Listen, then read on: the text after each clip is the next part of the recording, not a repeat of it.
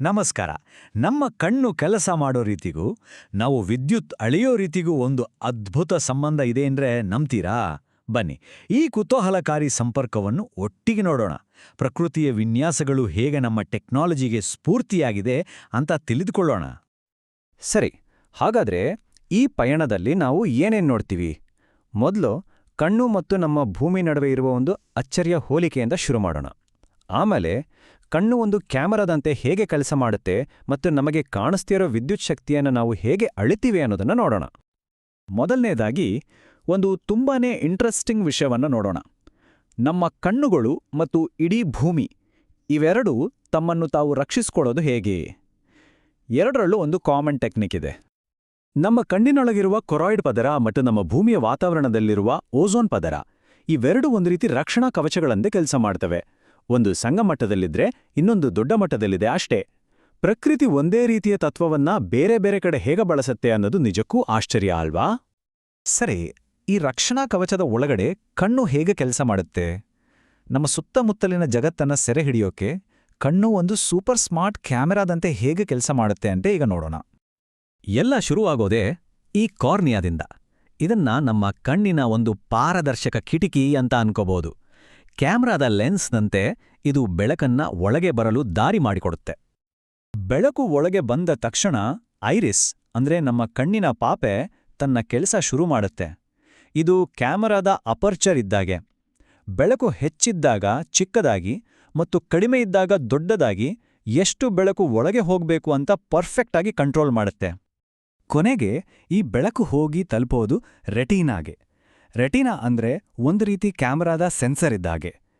ಇಲ್ಲೇ ದೃಶ್ಯ ಒಂದು ಇಮೇಜ್ ಆಗಿ ಕ್ಯಾಪ್ಚರ್ ಆಗಿ ಆಮೇಲೆ ಎಲೆಕ್ಟ್ರಿಕ್ ಸಿಗ್ನಲ್ ಆಗಿ ಬದಲಾಗಿ ಮೆದುಳಿಗೆ ಕಳಿಸಲ್ಪಡುತ್ತೆ. ಸೊ ಬೆಳಕು ಕಣ್ಣಿನೊಳಗೆ ಈ 3 ಸ್ಟೆಪ್ಸಲ್ಲಿ ಹೋಗಿ ಒಂದು ಕ್ಲಿಯರ್ ಆದ ಇಮೇಜನ್ನ ಕೊಡುತ್ತೆ. ಕೇಳೋಕೆ ಸಿಂಪಲ್ ಅನ್ಸಿದ್ರೂ ಇದರ ಹಿಂದೆ ಇರೋ ಪ್ರೋಸೆಸ್ ಇದೆಯಲ್ಲ, ಅದು ನಿಜಕ್ಕೂ ಒಂದು ಅದ್ಭುತವಾದ ಜೈವಿಕ ಪ್ರಕ್ರಿಯೆ. ಆದ್ರೆ ಇಮೇಜ್ ಕ್ಯಾಪ್ಚರ್ ಆದ್ರೆ ಮಾತ್ರ ಸಾಕಾಗಲ್ಲ ಅಲ್ವಾ? ಅದು ಕ್ಲಿಯರ್ ಆಗಿ ಶಾರ್ಪ್ ಆಗಿ ಕಾಣ್ಬೇಕಲ್ಲ. ಕಣ್ಣು ಈ ಇಮೇಜ್ನ ಹೇಗೆ ಅಷ್ಟು ಶಾರ್ಪ್ ಆಗಿ ಫೋಕಸ್ ಮಾಡುತ್ತೆ ಅನ್ನೋದನ್ನ ಈಗ ನೋಡೋಣ. ಈ ಫೋಕಸಿಂಗ್ ಕೆಲಸದಲ್ಲಿ ಲೆನ್ಸ್ ಅಂದ್ರೆ ಮಸೂರ ಹೀರೋ ಇದ್ದ ಹಾಗೆ. ಇದ್ರದ್ದೇ ಮೇನ್ ಕೆಲಸ. ಇದು ಬೆಳಕಿನ ಕಿರಣಗಳನ್ನ ಬಗ್ಗಿಸಿ ರೆಟಿನಾ ಮೇಲೆ ಇಮೇಜ್ ಪರ್ಫೆಕ್ಟಾಗಿ ಬೀಳೋ ಹಾಗೆ ನೋಡ್ಕೊಳ್ಳುತ್ತೆ. ಈ ಲೆನ್ಸ್ಗೆ ಹೆಲ್ಪ್ ಮಾಡಕ್ಕೆ ಸಿಲಿಯರಿ ಮಸಲ್ಸ್ ಅಂತ ಇವೆ. ಇವು ಎಷ್ಟು ಅದ್ಭುತ ಅಂದ್ರೆ ಕ್ಷಣಾರ್ಧದಲ್ಲಿ ಲೆನ್ಸ್ನ ಶೇಪನ್ನೇ ಬದಲಾಯಿಸ್ಬಿಡುತ್ತೆ. ಇದರಿಂದ ನಾವು ಹತ್ತಿರದ ವಸ್ತುಗಳನ್ನಾಗ್ಲಿ ಅಥವಾ ದೂರದ ವಸ್ತುಗಳನ್ನಾಗ್ಲಿ ಸುಲಭವಾಗಿ ಫೋಕಸ್ ಮಾಡಿ ನೋಡ್ಬೋದು. ಇದೆಲ್ಲ ಒಂದು ಇಂಟ್ರೆಸ್ಟಿಂಗ್ ಪ್ರಶ್ನೆಗೆ ದಾರಿ ಮಾಡಿಕೊಡುತ್ತೆ. ನಮ್ಮ ಕಣ್ಣುಗಳು ಬೆಳಕನ್ನ ನೋಡಕ್ಕೆ ಪ್ರಕೃತಿ ಕೊಟ್ಟಿರೋ ಟೂಲ್ಸ್. ಹಾಗಾದ್ರೆ ನಮಗೆ ಕಾಣಿಸ್ತಾ ಇರೋ ಶಕ್ತಿಗಳನ್ನ, ಫೋರ್ಸ್ಗಳನ್ನ ನಾವು ನೋಡೋದು ಹೇಗೆ? ಬನ್ನಿ, ಈಗ ಕಣ್ಣಿನ ಪ್ರಪಂಚದಿಂದ ಹೊರಬಂದು ಎಲೆಕ್ಟ್ರಿಸಿಟಿಯ ಅದೃಶ್ಯ ಲೋಕಕ್ಕೆ ಹೋಗೋಣ. ಅದನ್ನ ನೋಡಕ್ಕೆ ಅಂದ್ರೆ ಅಳಿಯಕ್ಕೆ ನಾವು ಕಂಡಿಡಿರೋ ಡಿವೈಸ್ಗಳ ಬಗ್ಗೆ ತಿಳ್ಕೊಳ್ಳೋಣ. ಎಲೆಕ್ಟ್ರಿಸಿಟಿನ ಅರ್ಥ ಮಾಡ್ಕೋಬೇಕಂದ್ರೆ ಈ 2 ಡಿವೈಸ್ಗಳು ತುಂಬಾ ಇಂಪಾರ್ಟೆಂಟ್.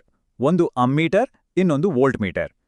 ಇವು ಎಲೆಕ್ಟ್ರಿಸಿಟಿಯ ಕಾಣದ ಜಗತ್ತನ್ನ ನಮ್ಗೆ ಕಾಣುವಂತೆ ಮಾಡೋಕೆ ಸಹಾಯ ಮಾಡುತ್ತವೆ.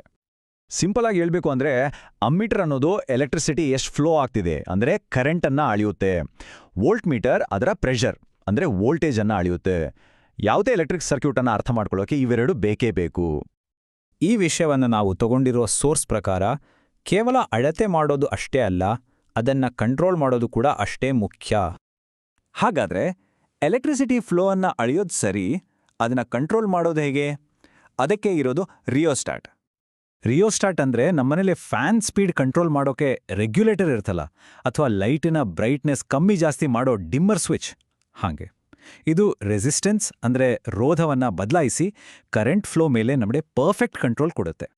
ಸೊ ಒಟ್ಟಾರೆಯಾಗಿ ನೋಡಿದ್ರೆ ಪ್ರಕೃತಿಯ ಸಿಸ್ಟಮ್ಗಳನ್ನ ನಾವು ಸ್ಟಡಿ ಮಾಡೋದ್ರಿಂದ ನಮ್ಮ ಸ್ವಂತ ಕೆಪಾಸಿಟಿನ ಹೆಚ್ಚಿಸೋ ಟೂಲ್ಸ್ಗಳನ್ನ ಮಾಡ್ಕೊಳ್ಳೋಕೆ ಕಲಿತೀವಿ.